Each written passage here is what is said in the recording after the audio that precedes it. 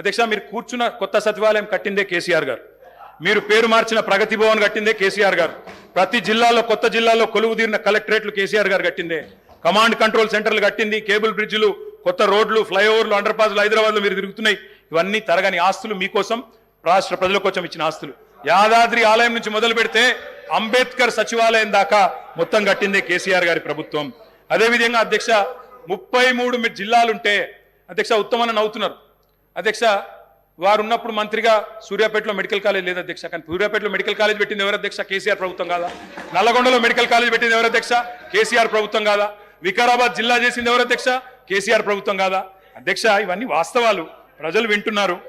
అధ్యక్ష మేము మిషన్ భగీరథ అనే కార్యక్రమం తీసుకున్నాం, ఇంటింటికి నీళ్ళు ఇచ్చాం, దానికోసం అప్పు చేశాం, అది తప్పంటారా? భవిష్యత్తు మీద పెట్టుబడి అంటారా? కరువును శాశ్వతంగా తరిమికొట్టే కాళేశ్వరం ప్రాజెక్టు కట్టాం, పాలమూరు రంగారెడ్డి ఎత్తిపోతల పథకం కట్టాం, దానికోసం అప్పు చేశాం, రాష్ట్ర ప్రజల కోసం చేసినాం. అది అప్ప పెట్టుబడా? ప్రజలు ఆలోచించాలా. కొత్తగా మెడికల్ కాలేజీలు, కొత్తగా హాస్పిటళ్లు, అదేవిధంగా జిల్లాలలో హైదరాబాద్లో టిమ్స్, ఇవన్నీ కట్టాం. ఇవి అప్పు చేసి కడితే ప్రజలకు శాశ్వత ఇన్ఫ్రాస్ట్రక్చర్ క్రియేట్ చేస్తే అది తప్ప మంచిదా? ప్రజలు ఆలోచించాలి. 24 గంటల కరెంట్ ఇవ్వడానికి, కరెంటు వెలుగుల కోసం వెలుగు జిలుగులో తెలంగాణ ఉండాలని చెప్పి విద్యుత్ ఉత్పత్తి కేంద్రాలు కట్టాం, దానికి అప్పు చేశాం, క్యాపిటల్ ఎక్స్పెండిచర్ మీద పెట్టాం చెప్ప ఇంకోటి చేయలేదు అధ్యక్ష. ఇంకొక మాట, ఎందుకంటే వారు అక్కడ ఉన్నారు, కేంద్రంలో కూడా వాళ్ళకి పార్లమెంట్ సభ్యులు ఉన్నారు అధ్యక్ష. కేంద్ర ప్రభుత్వం మాత్రం చాలా దుర్మార్గంగా వ్యవహరిస్తుంది. We will also work with you, మేము will come to your rescue, మీతో కలిసి పనిచేస్తాం. కేంద్రంలో ఉండే బీజేపీ ప్రభుత్వం ఈరోజు తన అప్పులు నియంత్రించుకోవడం చేతగాక వారికి అనుకూలంగా మాట్లాడుతున్నా సార్, అదన్న వినండి సార్, కంక్లూడ్ చేస్తున్నా సార్, వారికి అనుకూలంగానే మాట్లాడుతున్నా. అరే కేంద్రం వాళ్ళ మీద కత్తి కడుతుంది, వాళ్ళకి ఇబ్బంది అవుతుంది అని చెప్తున్నా సార్, నేనేమంటున్నా sir, we'll come to their rescue sir. But అన్న మీకోసమే చెప్తున్నా,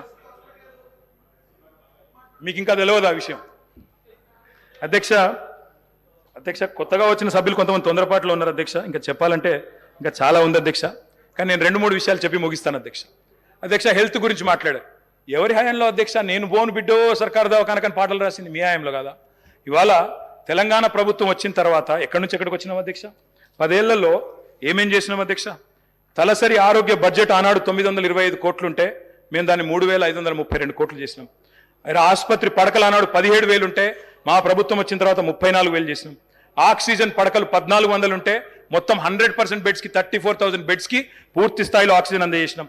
మొత్తం ఆనాడు 2014 వరకు మెడికల్ కాలేజీలు ఉన్నాయే 5 అధ్యక్ష, 5 గవర్నమెంట్ సెక్టర్లో. ఈ రోజు అధ్యక్ష మొత్తం 33 జిల్లాల్లో 33 మెడికల్ కళాశాలలు ఇచ్చిన ఘనత కేసీఆర్ గారి ప్రభుత్వం కాదా? ఒక్కసారి గుండె మీద చేసుకుని ఆలోచించాలి అధ్యక్ష. నర్సింగ్ కళాశాలలు అధ్యక్ష 5 ఉండేది, ఈరోజు 26 అయినాయి. MBBS seat, I'm only speaking subject sir, subject కానీ అమరావు గారు చాలా సమయం sir, I'm purely speaking subject. ఇంత అసహనం ఎందుకు సార్? కంప్లీట్ చేయండి sir. I'm concluding sir, I'm concluding. MBBS సీట్లు 2,850 ఉండేది, ఇక్కడ సభలో 15-16 మంది డాక్టర్లు ఉన్నారు సార్. అదేవిధంగా 8,515కు తీసుకొని పోయినాం. పోస్ట్ గ్రాడ్యుయేట్ సీట్లు 1,183 ఉండే 2,890 చేర్చినాం. అదేవిధంగా ప్రభుత్వ ఎంబీబీఎస్ సీట్లు 850 ఉంటే 3,690 సీట్లకు చేర్చుకొని పోయినాం. దానివల్ల ఎస్సీల్లో, ఎస్టీల్లో, బీసీల్లో, మైనారిటీలో ఉన్న పిల్లలకి ఇవాళ ప్రభుత్వ మెడికల్ కళాశాలల్లో అడ్మిషన్లు దొరికే పరిస్థితి. అధ్యక్ష నీతి ఆయోగ్ హెల్త్ ఇండెక్స్లో మీరు మాకు వదిలిపెట్టిపోయినాడు తెలంగాణ ర్యాంకు 11వ స్థానం. మరి ఈరోజు Telangana is rank number 3 in the country after Kerala and Tamil Nadu. ఇది వాస్తవమా కాదా? నీతి ఆయోగ్ రిపోర్ట్ తెప్పించుకొని కంక్లూడింగ్ సార్, అధ్యక్ష వీళ్ళున్న నాడు కంక్లూడ్ చేస్తున్నాను సార్. డయాలసిస్ పేషెంట్లకు ఆనాడు వీళ్ళెన్నడూ పెన్షన్ ఇవ్వలేదు, ఎన్నడూ పట్టించుకోలేదు, ట్రీట్మెంట్ కూడా ఇవ్వలేదు అధ్యక్ష. ఆనాడు డయాలసిస్ కేంద్రాలు లేవు రాష్ట్రంలో, 3 డయాలసిస్ కేంద్రాల నుండే ఈరోజు 103 చేసినాం. అమ్మ ఒడి వాహనాలు 0, ఈరోజు 300 చేసినాం. బస్తీ దవాఖానాలు 0, 370 పెట్టాం. వరంగల్లో హెల్త్ మినిస్టర్ గారు పోయి ప్రారంభించవచ్చు, వరంగల్లో రెడీ అవుతా ఉంది సార్. 24 స్టోరీస్లో 1,100 కోట్ల రూపాయలతో బ్రహ్మాండంగా Telangana's largest hospital is in Warangal. మా దామన్న ఓపెన్ చేయాలని చెప్పి నేను మనస్ఫూర్తిగా కోరుతా ఉన్నాను సార్. అధ్యక్ష అదేవిధంగా అధ్యక్ష జిల్లాకు ఒక మెడికల్ కాలేజ్, నిమ్స్ విస్తరణ, టిమ్స్ హాస్పిటల్స్ 370 బస్తీ దవాఖానాలు, మహిళల కోసం ప్రత్యేకంగా ఇవన్నీ ఉన్నాయి సార్. ఇంకా ఇన్స్టిట్యూషనల్ డెలివరీస్ సార్. మీది దేవరకొండ, మీది తమరిది దేవరకొండ. దేవరకొండలో ఒకనాడున్న పరిస్థితి సార్, ఇవాళ ఉన్న పరిస్థితి సార్. ఒకనాడు పసిపిల్లల అమ్మకాలను చదివేది, ఇవాళ మాతా శిశు మరణాలు తగ్గినాయి సార్. మాతా శిశు మరణాలు ఎట్లా తగ్గినాయి సార్ అంటే ఇన్స్టిట్యూషనల్ డెలివరీస్ ప్రోత్సహించడం వల్ల. శిశు మరణాలు ఆనాడు 2014లో 1039 ఉంటే ఈరోజు 19 అయినాయి సార్. ప్రసూతి మరణాలు ఆనాడు 2014లో 91 ఉంటే ఈరోజు 40 అయినాయి. ఇన్స్టిట్యూషనల్ డెలివరీస్ బ్రహ్మాండంగా పెరిగినాయి. ఇంకా చెప్పాలంటే చాలా ఉంది అధ్యక్ష. నేను ముగిస్తా ఉన్నాను అధ్యక్ష. ముగించే ముందు నేను ఈ ప్రభుత్వానికి చెప్పేది ఒకటే అధ్యక్ష. అధ్యక్ష, మీరు కూడా మాలాగా ప్రగతిశీలమైన అభ్యుదయమైన ఆలోచనలతో ముందుకొస్తే తప్పకుండా నిర్మాణాత్మకమైన ప్రతిపక్షంగా తప్పకుండా వెల్కమ్ చెప్తాం అధ్యక్ష. కానీ తిరోగమన నిర్ణయాలు తీసుకుంటే మాత్రం ప్రజల పక్షాన నిలదీస్తాం. మేము హైదరాబాద్ ఫార్మా సిటీని కట్టాలి. హైదరాబాద్కున్న ఒక ప్రత్యేకత, మరి లక్షలాది మందికి 40% ఇవాళ ఫార్మస్యూటికల్స్ ఉత్పత్తి చేసే నగరం హైదరాబాద్. వ్యాక్సిన్లకు ప్రపంచంలోనే రాజధాని హైదరాబాద్. అట్లాంటి హైదరాబాద్లో మొత్తం కన్సాలిడేట్ చేసి ఒక సూపర్ పవర్గా హైదరాబాద్ను ఇంటర్నేషనల్ ఇంపార్టెన్స్ ఉన్న ప్రాజెక్ట్ అధ్యక్ష. నిన్ననే పేపర్లో చూశాను, ముఖ్యమంత్రి గారు రివ్యూ చేశారు, క్యాన్సిల్ చేశారు. కానీ ఆ రివ్యూలో పరిశ్రమల మంత్రి లేరు, పరిశ్రమల కార్యదర్శి లేరు. మరి ఇది మంచిది కాదు అధ్యక్ష. ఇది రాష్ట్రానికి మంచిది. మా మీద కక్షతో ఒక మంచి ప్రాజెక్ట్ రాష్ట్రానికి దూరం చేయకండి సార్. నేను కంప్లీట్ చేయండి సార్. మీకు ఇంత సమయం ఇచ్చా, 3 సార్లు ఇచ్చిన మీకు సమయం. మీరు అడుగుతున్నా కూడా కంప్లీట్ చేయమని చెప్పాను. ముగియండి, మీరు కంప్లీట్ చేయండి. Concluding sir, 1 minute complete. 1 minute sir. Subject అయింది సమయం. హైదరాబాద్ ఫార్మా సిటీ లాంటి జాతీయ అంతర్జాతీయ ప్రాముఖ్యత ఉన్న ఒక ప్రాజెక్టును రద్దు చేసే ముందు పునరాలోచించాలని చెప్పి నేను కోరుతా ఉన్నాను అధ్యక్ష. కట్టడము నిలబెట్టడమే మాకు తెలిసిన పని, పడగొట్టడం కులగొట్టడం మా పని కాదు, మేము చేయము.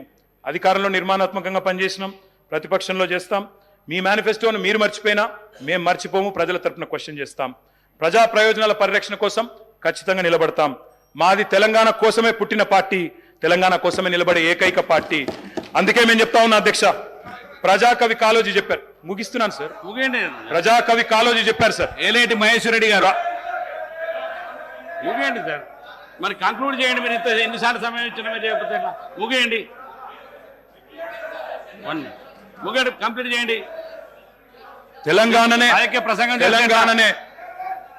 తెలంగాణనే ఆశగా శ్వాసగా తెలంగాణ ప్రజల ప్రయోజనాలే పరమావిధిగా ప్రతిక్షణం పరితపించే పార్టీ మాది.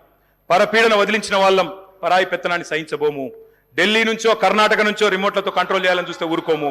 ప్రజాకవి కాళోజీ గారు చెప్పిన అయిపోయింది సార్. ఏలేటి మహేశ్వర్ రెడ్డి గారు, మీరు ఇంత సమయం అయితే మీరు రాజకీయ ప్రసంగం చేస్తున్నారు ఎట్లా సార్?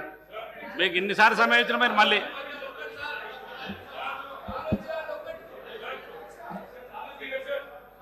మహేశ్వర్ రెడ్డి గారు కానివ్వండి.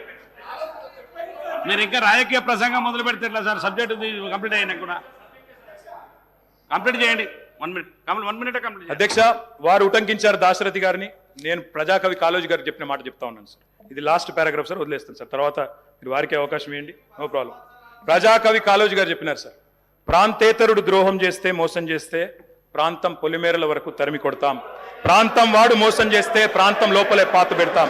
ఇదే కమిట్మెంట్ తో పనిచేస్తాం. జై తెలంగాణ, జై కేసీఆర్.